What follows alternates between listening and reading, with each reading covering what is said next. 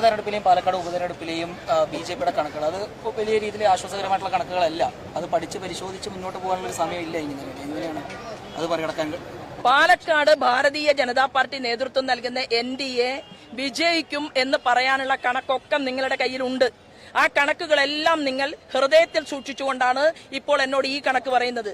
അതായത് 1,70,70,000 വോട്ടുകൾ 3 ലക്ഷം ജനങ്ങൾക്ക് താമര ചിഹ്നത്തിൽ തരാമെങ്കിൽ, അതിനു മുൻപ് 2014 പാലക്കാട് ജില്ലയിൽ 60,000 വോട്ടുകൾ 1,38,650 നൽകാമെങ്കിൽ, 90,000 വോട്ടുകൾ ആറ്റിങ്ങൽ പാർലമെന്റ് മണ്ഡലത്തിലെ അത് 2.5 ലക്ഷത്തോളം നൽകാമെങ്കിൽ, ഈ പാലക്കാടുള്ള ഞങ്ങളുടെ 40,000-ഓളം വോട്ടുള്ള 2016 പോലും ഞാൻ, നിങ്ങൾക്കറിയാം, ശോഭാ സുരേന്ദ്രൻ എന്ന് പറയുന്ന ഒരു സ്ത്രീ സാധാരണക്കാരി 2ാം സ്ഥാനത്ത് കൈപിടിച്ചു കൊണ്ടുവന്നിട്ടുള്ള ഈ പാലക്കാടിലെ ജനത കഴിഞ്ഞ 10 വർഷത്തെ കേന്ദ്ര ഗവൺമെന്റിന്റെ ഭരണത്തെ റിസർച്ച് ചെയ്യും, കേരള ഗവൺമെന്റിന്റെ ഭരണത്തെയും റിസർച്ച് ചെയ്തുകൊണ്ട് വോട്ടവകാശം രേഖപ്പെടുത്തുമ്പോൾ എനിക്ക് എന്റെ പ്രിയപ്പെട്ട ജനാധിപത്യ വിശ്വാസികളോടും മാധ്യമ സുഹൃത്തുക്കളോടും പറയാനുള്ളത്, നിങ്ങളുടെ ഹൃദയത്തിലുള്ള കണക്ക് അത് നിങ്ങളൊന്ന് പൊടിതട്ടിയെടുക്കണം എന്നുള്ളതാണ്.